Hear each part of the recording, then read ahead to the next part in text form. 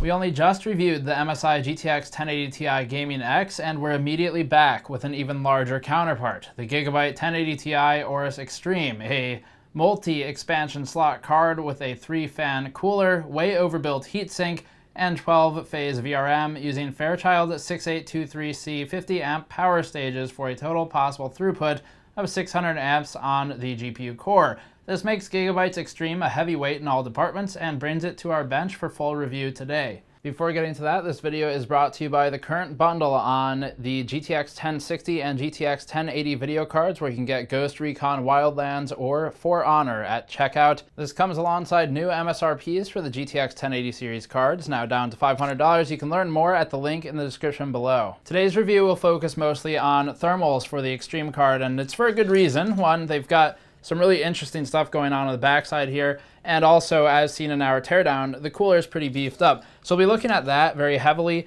Noise testing will be included in the article linked in the description below if you care about noise levels.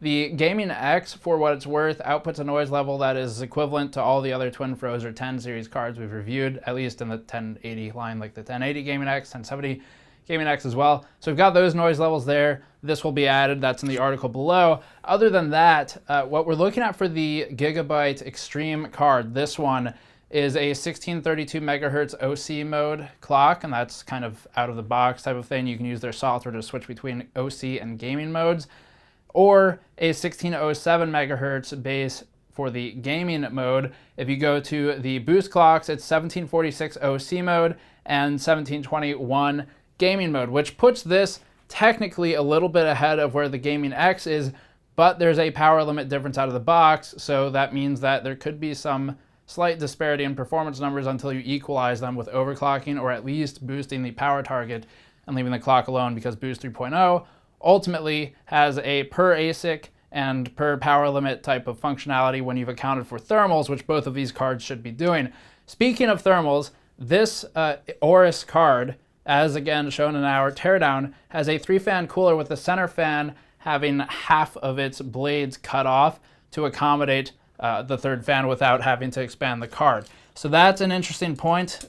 The other items of interest would be these massive heat pipes. So we've got 5 heat pipes on the right side of the card covering the VRM components, and then a couple of heat pipes on the left side covering the GPU. Now, interestingly, the GPU is cooled with a single cold plate that also contacts the VRAM, which generally means your GPU diode reading will be higher than if you were cooling the VRAM separately by a different base plate, because you're sinking all that heat into one area and cooling it with the same solution. The backside has a copper insert that we'll be talking about separately, and that is sort of embedded within the backplate, but it can be removed. Other than that, you've got RGB LEDs everywhere on the card, as one might expect at this point. And just to get this out of the way, it is a $750 card, as is the MSI Gaming X. So starting with thermals, this is the most interesting part of this benchmark, because ultimately that's what differentiates these things for the most part.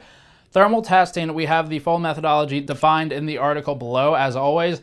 That includes the thermocouples that we place on the FETs and on the back side of the PCB. These thermocouples, as stated before, are about 1/100 of an inch thick, and they are designed in a way that means that the adhesive pad doesn't really interfere with the thermal transferability of the native cooling solution on the card. So that would be from the FET to whatever's above it, normally a thermal pad contacting some kind of plate or fin stack. These don't really interfere with it. We're looking at deltas anyway, and they're used to measure the temperatures of the components, whereas the GPU is measured with a normal diode. Starting the temperature testing with something easier, and then getting into the A/B test with the copper plate on and off on the backside. The first test plots the temperature of critical board components against the MSI GTX 1080 Ti Gaming X that we just reviewed. For those who missed that review, the MSI card had a very similar FET and PCB backside temperature to the Founders Edition card, so this can kind of serve as something of a stand-in for those numbers since they're so close. It'll also simplify the charts. So if you want to see the FE card numbers, you can check the FE review and the Gaming X review. The FE card naturally has a much higher GPU temperature of about 84°C when under auto conditions, and both of these cards help account for that. With these two cards, the Gigabyte Xtreme GPU diode temperature runs about 70 to 72°C, with the MSI Gaming X diode temperature at around 68°C. FET temperatures place the MSI card at around 70°C for FET 7 and 67°C for FET 2. The Gigabyte card runs a hotter VRM with its FETs around 82C. That said, these VRMs are both well within any reasonable operating range. You're not going to get derating at 82 Celsius on the Gigabyte card. We're so far away from that 125C kind of threshold point that it's fair to say both cards are doing their job well, especially considering Gigabyte and MSI use different driver ICs and FETs to begin with, so it's not a perfectly linear comparison. We're not comparing just the coolers, we're comparing the VRM and the coolers, since the overall VRM solution is different in addition to the cooling differences. Neither card is performing poorly here. If you're curious about the noise profile for each device at these fan speeds, check the link in the article below. And in that article, we also have the clock stability over time versus temperature for the Gigabyte card. This next part of the thermal testing is pretty interesting. We've done A/B testing with backplates in the past. Generally, they're more for structural support than for cooling, but that doesn't stop manufacturers from saying that they're for cooling. There is an exception where when we tested the EVGA FTW and FTW2 cards, which is the ICX version, we did actually see a benefit from that backplate, and that was primarily after EVGA accounted for their lack of thermal pads on the original FTW versions and SC versions and things like that. So we did actually see a benefit in that use case because of the very specific design of the card. It doesn't mean it applies to all cards. The backplate can act as something of a hotbox if there's no good contact between it and the board below it, or the board components at least. So that's something we test for. This card's a little different because it does have the copper insert, which is very specifically designed to at least look like a heatsink for the backside of the GPU itself. So we wanted to test that. It's easy to remove, and we can leave the rest of the backplate on when doing the test. For these A/B tests, that's exactly what we did, and we tested it a few different ways. One, we tested it with the just on and off, and then our standard very light airflow from the open bench. The second test used a direct cooling solution of a fan mounted about an inch or two above the backplate, and so it was pointing straight down at it as basically an intake fan. That was because when you're testing something like a copper heatsink, or what's supposed to be one, you really want some kind of dissipation solution, because if you're just racking up the heat on the heatsink and you have no way to dissipate it, the numbers aren't going to look like they probably should in a more real-world use case. Now, that said, this thing's a bit far away from the front of a case, and you might have memory in the way. So we've accounted for both those scenarios. The first test is more of a real case where you're not directing airflow specifically at the insert on the backside, and then the other test is lighter airflow. In terms of fan speeds, we configured them locked to 60% on the card for all tests, and that's the common fan speed that the card reaches when under load in real gaming scenarios, so that's what we chose for the testing. The thermocouples and diodes are allowed to reach a steady state prior to proceeding with the benchmarking. That's important as well because it takes a little bit of time to get there. And then we're logging ambient second to second and using that to calculate a delta value against the thermocouples and the GPU diode temperature. That way we can account for the 1 to 2 Celsius ambient fluctuation and uncertainty that is inherent to every test. Starting the A/B test with just one case fan positioned about 10 inches away from the GPU backside with the usual sticks of RAM between the fan and the card, we see the chart that's on the screen now. These numbers are with the backplate on the card, so that copper insert's there, and we've cropped the temperature scale in to 0 to 60C just to help better show deviation in the numbers once we start adding things to the chart. All the values are in delta T. We're accounting for ambient in these measurements. That helps kind of equalize for variance in the test environment, and as shown here, we're seeing that the 1080 Ti Xtreme runs its FET7 and FET2 temperatures nearly identically. They've built a very consistent VRM across the entire board, both at roughly 53 Celsius delta T when under load in the power virus scenario. The PCB backside temperature, with the probe affixed behind the FETs and inductors, which is about the hottest part of the backside, measures at around 49 to 50 Celsius delta T load. The GPU diode temperature is bouncing around near 43 to 45 Celsius delta T, and next we can remove that insert, leaving the rest of the backplate on, and run the tests again. What you're looking at now is a whole bunch of lines on top of each other. Fortunately, they happen to be sectioned off in a very easy to follow fashion with the help of some on-screen highlights. The top pairing of lines is for the FETs. There are actually 4 lines here, but they're all covering each other because they're about the same temperature. FETs 2 and 7 with the backplate on and off are effectively identical in performance. So there's no real difference here. We cannot confidently state that there is a significant difference between these numbers with or without the copper plate, and it just doesn't impact the FET temperatures, as you might expect. We can next look at the PCB backside temperatures. Those you might think would be more likely to be affected, given that the plate is conducting heat away from the back of the PCB, and therefore potentially out of a potential hot box scenario that could be caused by the backplate. There's no real difference here either, though. The two lines we've highlighted now show that the PCB backside temperature is effectively identical with and without the plate. And let's now highlight the last two lines at the bottom. These are for the GPU diode temperature. Again, it's a delta T reading. There's no significant difference here, and our confidence interval is not tight enough to declare a potential 0.5 C advantage. We've got about a 1 C range of confidence. These numbers are effectively identical. With the help of more video editing, we can also highlight the front of the curve for this overtime chart. And that's why, by the way, overtime charts are really valuable. We can highlight the 200 to 350 second mark vertically and show that the plate does not even impact the ramp up temperature of the components measured.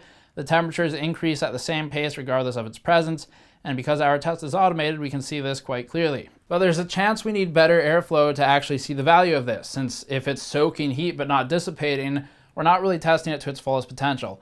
So that's where this next set comes in. We've added a 120mm case fan about an inch or two above it, blowing straight down at max RPM powered by the power supply directly, and that will give us those readings.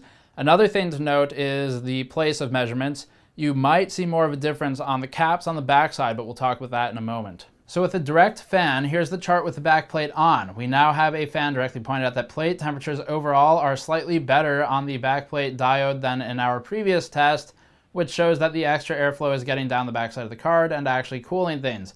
So far, our numbers look mostly the same as before, though. The FETs number 2 and 7 are nearly the same temperature and run around 51 to 53 Celsius delta T over ambient.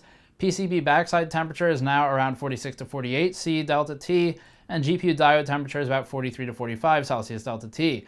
Removing the copper insert in the backplate, we can now add the rest of the lines. FETs 2 and 7 in both the A and B test are nearly identical once again.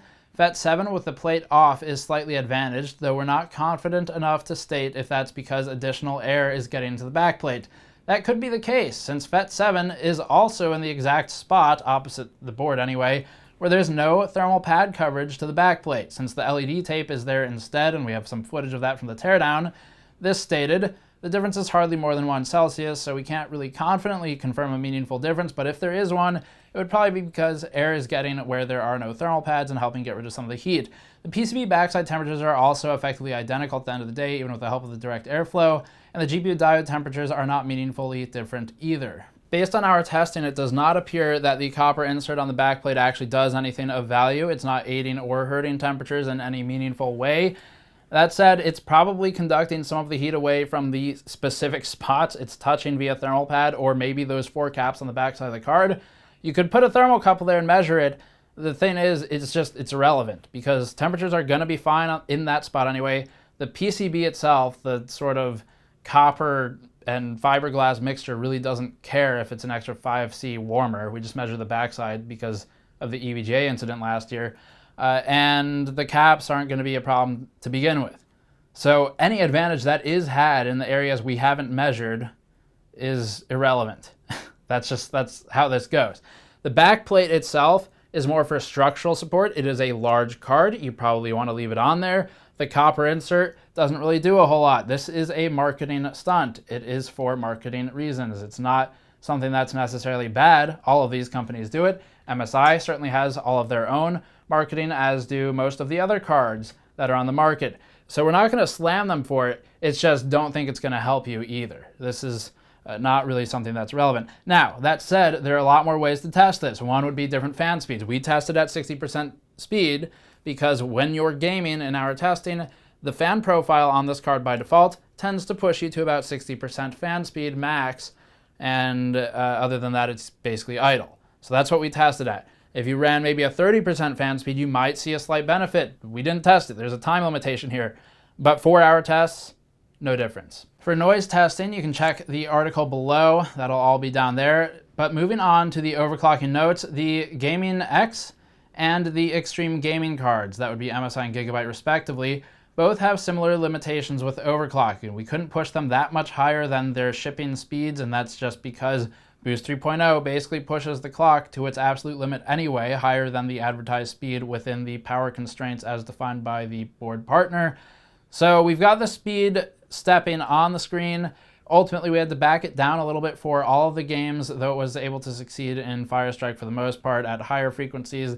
It's just not sustainable for all gaming, but we'll include some of those numbers through the game benches going forward. Now, for game testing methodology, drivers, test bench specs, and all of that, you can check the article linked in the description below. Moving on first to Ghost Recon Wildlands, we start off with our GPU benchmarking at 4K. The MSI 1080 Ti Gaming X and Gigabyte 1080 Ti Aorus Xtreme both place around 57 to 58 FPS average. Our stock Gaming X model runs a higher maximum frequency out of the box, given the variance in 1. ASIC quality, and 2. The 300 watt out-of-box power limit on the Gaming X, which helps increase the clock headroom over the roughly 275 watts on the Aorus Xtreme. You could max out the power sliders on each to get something similar to our Gaming X and Aorus OC numbers in this chart. As stated in the Gaming X review, there's just not a ton to be gained from overclocking these cards in particular, and frame time variance potentially increases, which isn't a good thing, as clock stability becomes threatened, even though the averages might increase. The GN hybrid mod of the FE card removed a thermal limit, giving it more headroom than you'd gain on either of these cards just because it's not pushed as high as these are out of box, and both of them are adequately cooled. At 1440p, it's more of the same. The 1080 Ti Xtreme and 1080 Ti Gaming X, both $750 cards, run at about the same FPS, roughly 94 in the average department, and roughly 81 FPS 1% lows, roughly 77 FPS 0.1% lows. The cards provide an identical experience at 1440p. Overclocking gives some boost to the average FPS, but as seen in the Gaming X OC slot, we do take a slight hit to frame times. It's ultimately a trade of how much you want to give in consistency for the higher overall throughput. Even the hybrid OC has some stability issues, decrease in its frame time consistency, so this is a normal thing. We can actually plot that too, by the way. It's not necessarily an appreciable difference to the user, depending on how unstable the clocks are, but illustrates a point that overclocking these high-end devices means encountering potential voltage or power constraints that choke the clock. Finally, at 1080p, the Aorus Xtreme and Gaming X again perform more or less identically. We're sort of within the standard deviation test here. Overclocking can get us a bump in average FPS with the same potential pitfalls as earlier discussed. Both the Gaming X and Aorus are about 5.8% better than the stock FE card, or about 1.9% better than the FE card when the thermal constraint is removed. We're now moving on to For Honor, which is one of the most GPU-intensive games we currently test. At 4K resolution, the Aorus Xtreme card lands itself around where our liquid-cooled mod of the Founders Edition card performs, or about 2 FPS behind the Gaming X. Once again, that's the power limit coming into play, and we're sort of running at full tilt with these 4K benchmarks, which is what's showing the difference. Overclocking produces particularly bad frame times in this title, so we generally leave it out. The experience is not much improved over the stock card, at least not unless you're willing to pay out in the frame time variance department for the higher average, or just run a lower overclock. In the best circumstances, we're getting an extra 6 to 9 FPS on average out of the 1080 Ti cards. Here's the same game with 1440p testing. The Aorus card performs about the same as our 1080 Ti hybrid FE mod, and a few FPS under the 1080 Ti Gaming X from MSI. There's not a significant difference here, yet again, though they are about the same price. Pushing the power limit a bit higher would more or less equalize these cards, and for 1080p results, you can check the article linked in the description below. Running Doom at 4K with Vulkan for the API, we see the Aorus Xtreme card about 3% behind the Gaming X, once again in out-of-box performance, with overclocking actually proving useful in this game. Clock stability as a whole is better in Doom than in For Honor and some of the other games we test, and so the frame times generally see a performance improvement rather than a performance hit. We'll highlight the OC numbers on the chart between the Gaming X and Xtreme card. They try to differentiate a bit more in this department, but out-of-box performance, again, is mostly equal. The MSI Gaming X takes a slight lead in stock. The 1080 Ti FE card runs about 6% slower than the Aorus Xtreme card when using its stock heatsink, or about 0.7% slower when using our FE hybrid mod. For 1440p results, see the article below. And now moving on to Sniper Elite 4 with DX12 and async compute. The Aorus Xtreme card runs at around 84 FPS average with lows at 69 and 64 FPS respectively. MSI's Gaming X operates approximately 1.9% faster out of box with averages at 86 and GN's 0.1% low and 0.1% low metrics at 72.8 and 69.7 FPS. This difference isn't appreciable to the end user. You will not notice it, but it isn't measurable and repeatable. We are again seeing out-of-box power configuration at play. This is easily modified if you really needed that extra 1 frame per second. Overall, versus the unmodified FE card, the Aorus Xtreme runs about 11% faster, or about 0.5% faster than the liquid-cooled hybrid, as we're not hitting the thermal limit on the clocks. Mass Effect Andromeda at 4K resolution shows the same scaling as all the other games. Out of box, the Aorus card places a bit below the Gaming X, though overclocking assists the Gigabyte card in some ways. The difference between the stock devices is not appreciable to the end user, once again, but is again measurable and repeatable. We're at 69 FPS average, 56 1% low, and 53 0.1% low on the Gaming X, or 66 FPS average, 55 FPS 1% low, and 51 FPS 0.1% lows on the Aorus Xtreme. 1440p follows this trend, with the cards now at 133 and 129 FPS respectively. The lows scale linearly on these. This difference makes the Gaming X about 3% faster out of box, just like in previous tests. The Aorus Xtreme is about 2% faster than a thermally unconstrained FE card using our hybrid mod. And if you want to see 1080p results, you can check the article below. You can also find Ashes of the Singularity down there, which is a DX12 bench, as was Sniper Elite. And you can find our 3D Mark Firestrike and TimeSpy tests in the article below. Now, this card has one of the biggest coolers we've looked at lately in terms of noise levels. The Aorus card tends to run a bit higher RPM on its 3 fans on average than the MSI card, because the Aorus card just has a more aggressive fan profile than the MSI card does. The MSI card also has large fans, and that means that they can spin them a bit slower and move similar air. The fans on the MSI card are also quite obviously limited to a count of 2, so that's a difference. Noise levels, not hugely different, because ultimately you can lower the aggressive fan curve on both of these devices and still retain operable temperatures if that's the kind of thing you want to tune for. Noise is a very subjective thing, though we have dBA numbers in the chart in the article. The Gaming X is roughly 3% faster out of box in the games we've tested than the Aorus Xtreme card. That's not an appreciable difference. It is a measurable difference, and one that is mostly attributable to the stock power budget, or at least power target, for these cards out of box. It tends to vary about 25 watts between them, and then of course there's ASIC quality model to model as well, or at least unit to unit.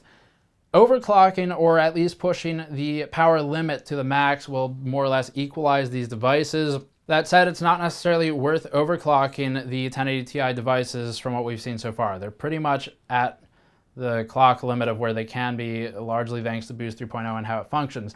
The copper backplate on this thing, the insert, doesn't really do anything, but it also doesn't hurt. So it's not an aid, it's not a detriment, it just exists, and is more copper being used, probably where it shouldn't be in our testing. There may be a scenario where it's helpful. We haven't found it, and we did some pretty detailed testing on it. So overall, it looks more or less like a marketing thing for the copper insert on the backplate. Now, the backplate itself is functional. It's structural support. These cards, when they're as large as both of these are, can actually use it to prevent sag or prevent any kind of damage long term, especially when you're looking at SIs who might ship things, although they tend to ship reference cards. So it is functional, just not for cooling really. Now, price is the same as the Gaming X. These are both $750 cards. They're both $50 more than the FE card, which has a cooler we don't really like. But the FE card, the PCB is actually built really well this time. So that poses an interesting challenge where you could probably buy an FE PCB, at least a reference one with a better cooler on it, or stick your own cooler on it, and be quite happy with the result. If you want cards that do well out of the box and never want to touch them in overclocking or in physical hardware mods, these are fine. It's another question of, you could buy probably a $700 Gigabyte model with the 3-fan cooler, or a $700-ish, $720 EVGA SC model, or anything like that. Strix, one of the cheaper ones anyway, anything like those cards where you've got a decent cooler, you could buy one of those, have more or less the same experience within a couple percent. So it again comes down to how much money are you willing to pay for anywhere from 1 to 4 or 5% difference over the $700 cards. If the answer is $50, these are both fine cards. The MSI one's a bit faster out of box. This one's just kind of better looking in terms of the RGB LEDs if you care about that, but that more or less sums things up. So if you remove the thermal constraint, the advantage over the FE card is about 1 to 3%. If you remove the constraints, these are more or less equal, other than the out-of-box difference. Noise tester in the article. Difference isn't that huge though. As always, you can subscribe for more, patreon.com/gamersnexus to help us out directly. store.gamersnexus.net for one of our shirts. We have 3 units there and just restocked. Thank you for watching. I'll see you all next time.